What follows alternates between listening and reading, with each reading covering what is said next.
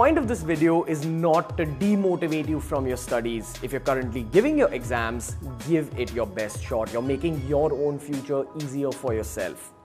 But in today's video, we're going to talk about the 3 truths about the Indian education system that neither your teachers nor your parents will ever tell you.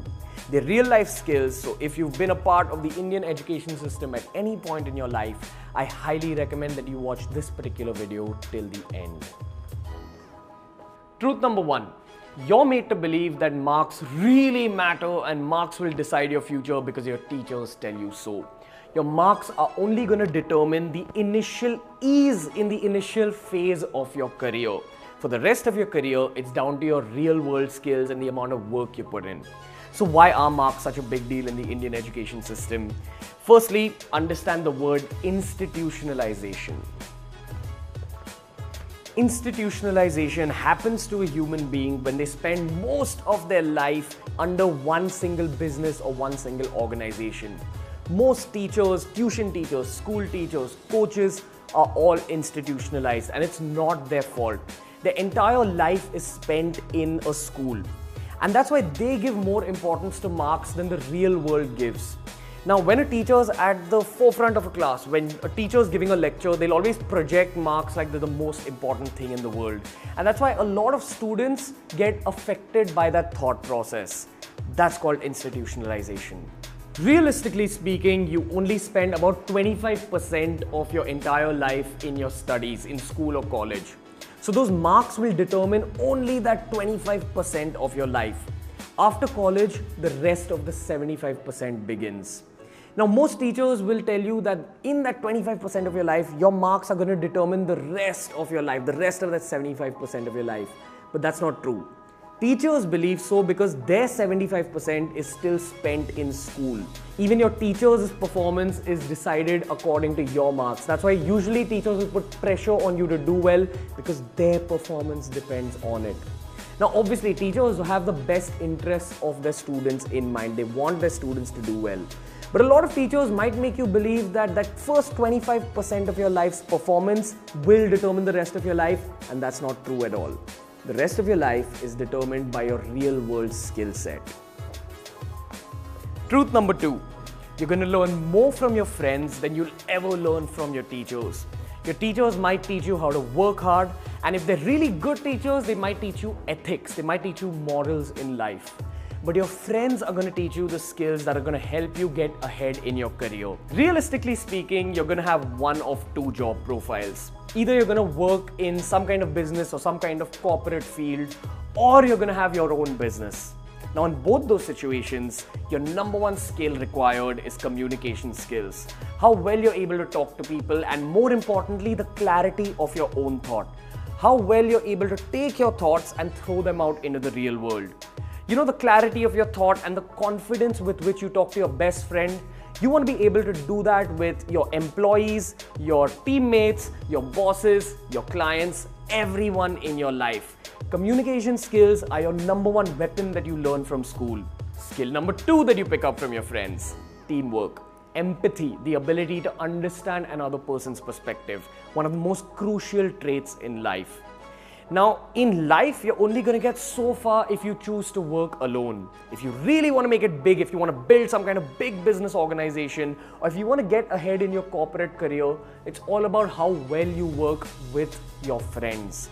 That's what you learn from school.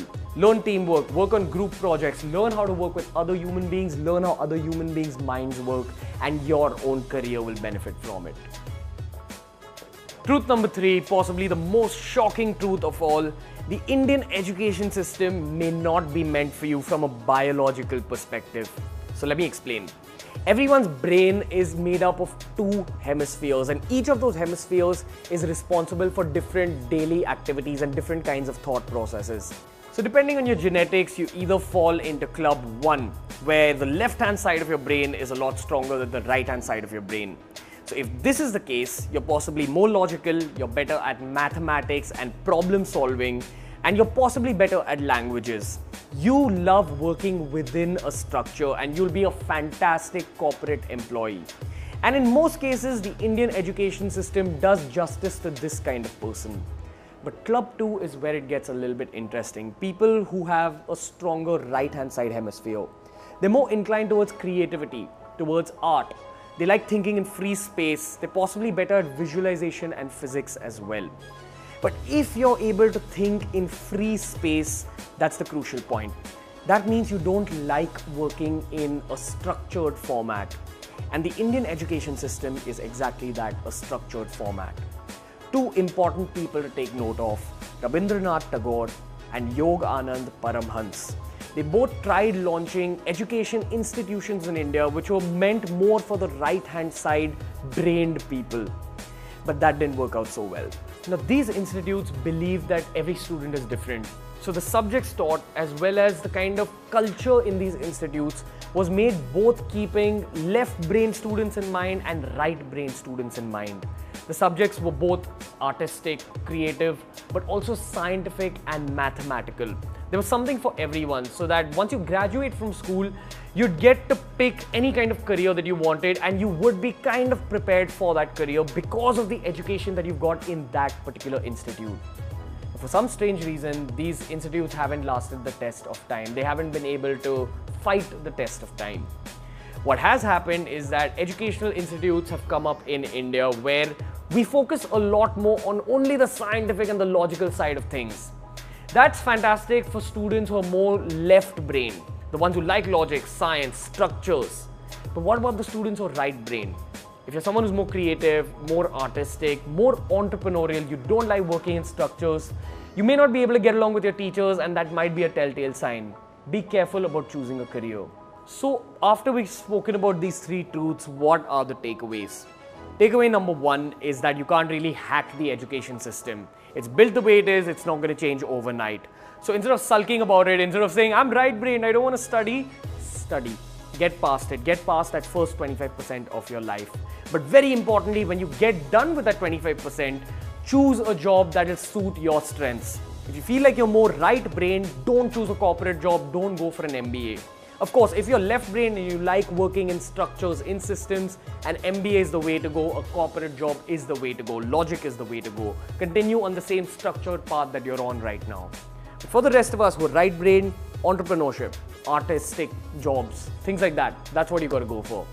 I highly recommend that you go and check out something called the Myers-Briggs test. It's a psychology test that will teach you more about yourself, that will kind of help you with your career options. But the second huge takeaway I have for you guys is this. The one biggest thing I did in engineering college that helped me decide my own career was that I tried taking up different jobs. Try jobs in different fields, try corporate jobs, try entrepreneurship, try some kind of artistic jobs where you work on a film set. It'll help you choose a career for yourself.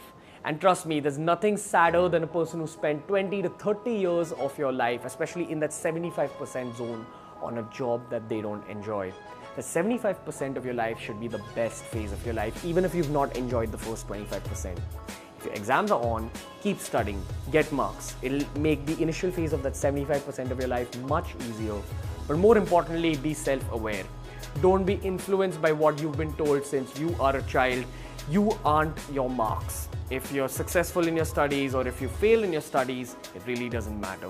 What matters is your hard work and your real life skills. If you like today's video, make sure you give it a thumbs up, share it with your friends, and make sure you subscribe to Beer Biceps. Anyway guys, until next time, from Ranveer and the team, we'll see you later.